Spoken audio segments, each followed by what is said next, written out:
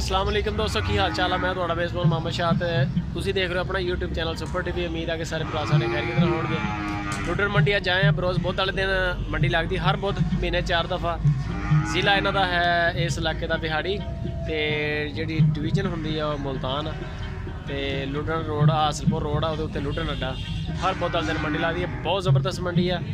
बारिशां pan की वजह तो थोड़ा रेट भी डाउन हो गया तो माल भी घट गया। हूँ जोड़े बंदे लैके आते हैं फिर वो काम उत्ते थले करके बेचन की करते तो लेकिन यह है कि जानवरों भी मुश्किल है, बंदे भी बड़ा मुश्किल है। चलते हैं मंडी।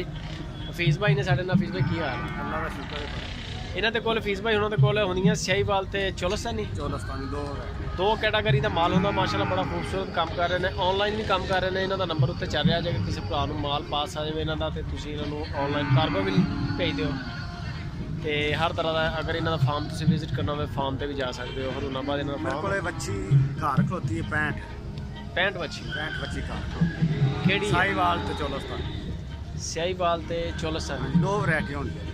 दो वैरायटियाँ यानी कि दो तरह का काम कर रहे हैं। सिर्फ दो बहुत अच्छा काम कर रहे हैं। साफ सुथरा काम आ, कोई इशू नहीं, कोई कंप्लेन नहीं। करते हैं बिस्मिल्लाह, देखते हैं रेट शेट हफीज़ भाई दे ते नंबर उत्ते चल रहा है। अगर कोई जानवर पसंद आ जाए तो क्लिक करो व्हाट्सएप पर आओ तो तुहानूं इंशाल्लाह फुल प्रोटोकॉल देंगे। अच्छा हफीज़ भाई है जी है कि नस्ल हैगी आ? ये चोलस्तानी है। चोलस्तानी कलर बड़ा प्यारा यार ਇਹਦਾ। फ्रंट वाली बच्ची है ना माशाल्लाह बहुत अच्छी है। तो ਇਹਦਾ ਕੀ ਮੁੱਲ ਸ਼ੁੱਲ ਕੀ ਆ ਤੇ ਇਹਦੀ ਉਮਰ ਕਿੰਨੀ ਕਾ ਇਹਦੀ? ये कुर्बानी तो दोंदी हो जाएगी।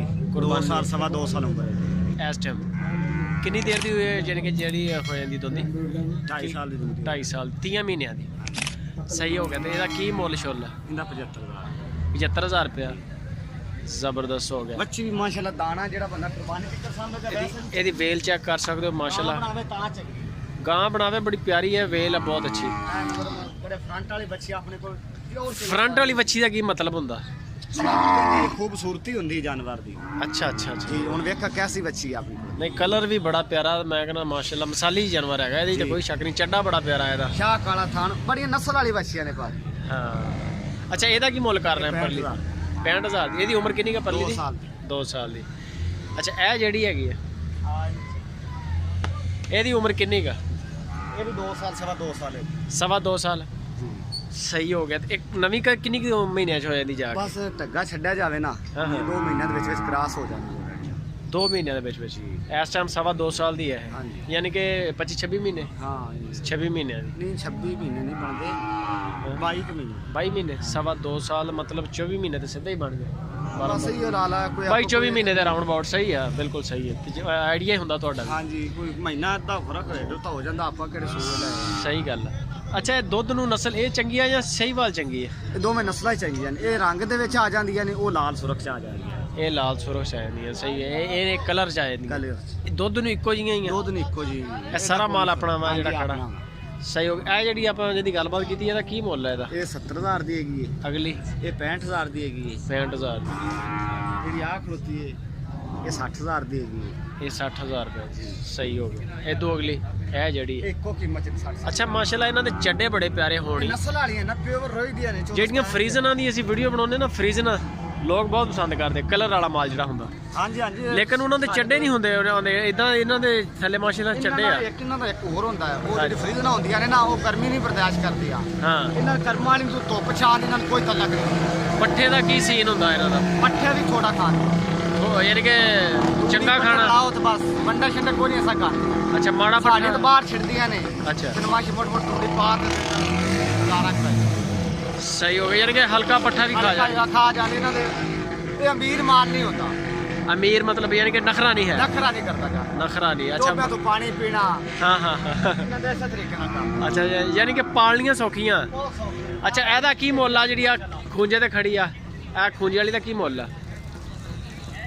ਇਹ ਦੱਸੇ 60,000 ਦੀ ਹੈਗੀ ਨੇ। 75,000 ਦੀ ਵੱਡੀ ਵੈੜੀ। ਅੱਛਾ ਦੋਨੇ 60,000 ਰੁਪਏ ਦੀਆਂ।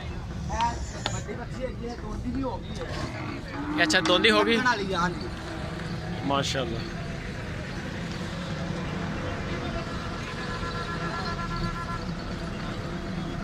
जबरदस्त हो गया। ये दोंदी है मूँह चो? ਹਾਂ ਦੋ ਦਾ ਦੋ सही हो गया। ये नवी हो सकती हो? ਇਹ ਜਾਂਦਾ ਹੋ ਸਕੇਗੀ।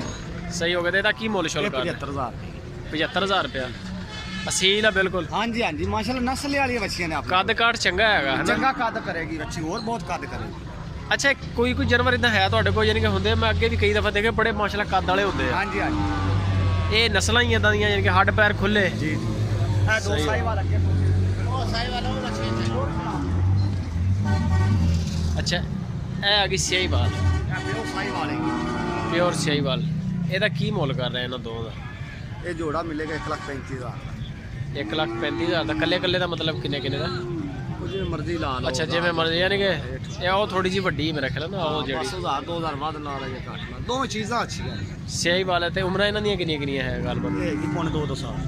ਪੌਣੇ 2 ਸਾਲ। ਸਹੀ ਹੋ ਗਏ। ਜਾਨਵਰ ਹੋਰ ਵੀ ਹੈ ਆਪਣੇ ਕੋਲ ਇਸ ਤੋਂ ਹਾਂਜੀ ਹਾਂਜੀ ਇਲਾਵਾ? ਹੋਰ ਸਾਈ ਵਾਲਾ ਕੁੱਤੇ ਚਲੋ